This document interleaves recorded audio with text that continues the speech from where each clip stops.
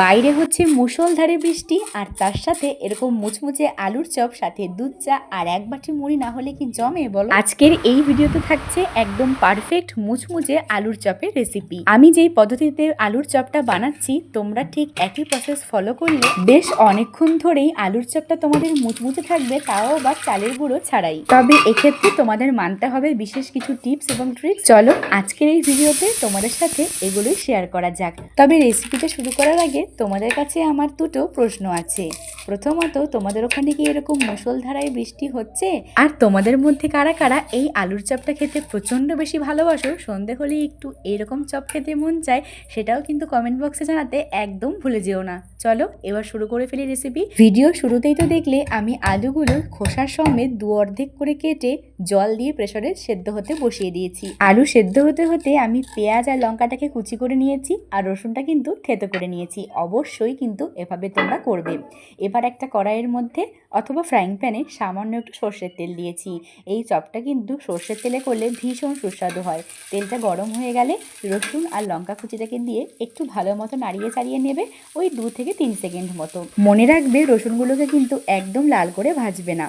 এরপরেই দিয়ে দিচ্ছি পেঁয়াজ কুচি, তারপরে স্বাদ মতো লবণ আর হলুদ দিয়ে ভালো মতো নাড়িয়ে চাড়িয়ে ওটাকে ভাজতে দিয়েছি। আর এদিকে দেখো কথা বলতে বলতে আলুটাও সেদ্ধ হয়ে গেছে। এবার আলুটা চোচাটা ছাড়িয়ে নিয়ে খুব ভালো মতো করে আমি স্ম্যাশ করে নেব। তবে খুব একটা বেশি যে স্ম্যাশ করতে হবে তার কিন্তু কোনো দরকার নেই। যদি একটু গুটি গুটি থাকে তাহলেও চলবে। আলুর চপে কিন্তু এরকম গুটি গুটি থাকেই, কি বলো? আমরা যারা 90s-এর কিড, যারা এরকম চপ খেয়ে বড় হয়েছি, তাদের মুখে কিন্তু এক একটা আধকাচা আলু কিন্তু পড়েছে চপের মধ্যে, তাই তো? আমার সাথে সহমত হলে কমেন্ট বক্সে জানাতে ভুলো না। এবার আলুটাকে দিয়ে খুব ভালো মতো নাড়াচাড়া করে মাখিয়ে নিচ্ছি, পেঁয়াজের সাথে ভাজা ভাজা করে নিচ্ছি ওই আর কি। এবার দেখো ভাজতে ভাজতে আলুটা প্যানের গা থেকে ছেড়ে আসবে যখন, তখন বুঝতে হবে আলুর পুরটা রেডি হয়ে গেছে। এবার নামিয়ে ঠান্ডা করে নেব। আর একদিকে মেইন ইনগ্রিডিয়েন্ট মানে বেসনটা কিন্তু খুব ভালো নেবে, তাহলেই কিন্তু বড়াগুলো ভীষণ সুস্বাদু হবে। আমি এখানে আমাদের লোকাল একটা বেসন খুবই ভালো, সেটাই আমি নিয়েছি। তোমরা চাইলে যে কোনো ব্র্যান্ডেড বেসনও ইউজ করতে পারো। এরপর বেসনের মধ্যে আমি অ্যাড করে দিচ্ছি একে একে স্বাদ অনুযায়ী লবণ, হলুদ, কালো জিরা, একটু জোয়ানও দিয়েছি যাতে একটু হজম হয়ে যায়, বদহজম না হয় আর কি, তার জন্য।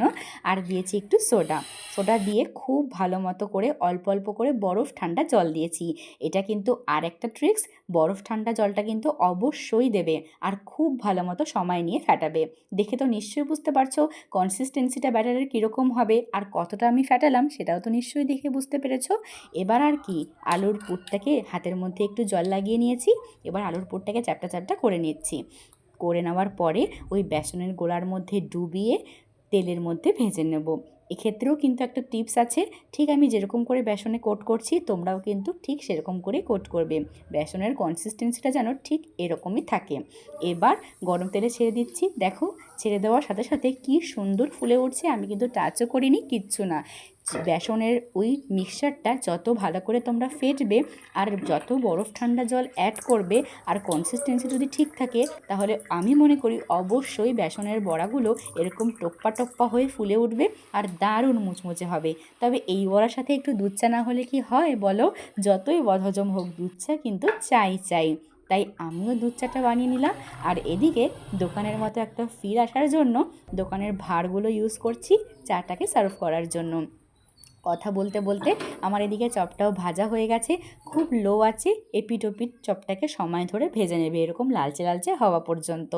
হাই হিটে কিন্তু চপটা একদমই ভাজবে না, তাহলে কিন্তু ভীষণ মুচমুচে হবে না। মুচমুচে হবে কিন্তু হালকা, মানে অনেকক্ষণ অবধি মুচমুচে থাকবে না।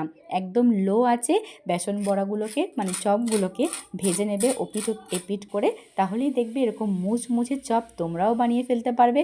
আর আমার তো এদিকে পুরো প্ল্যাটারই রেডি, আমি খেতে থাকি আর তোমরা কমেন্ট করে জানিও রেসিপিটা তোমাদের কেমন লাগলো। আজকের মতো আসি, বাই।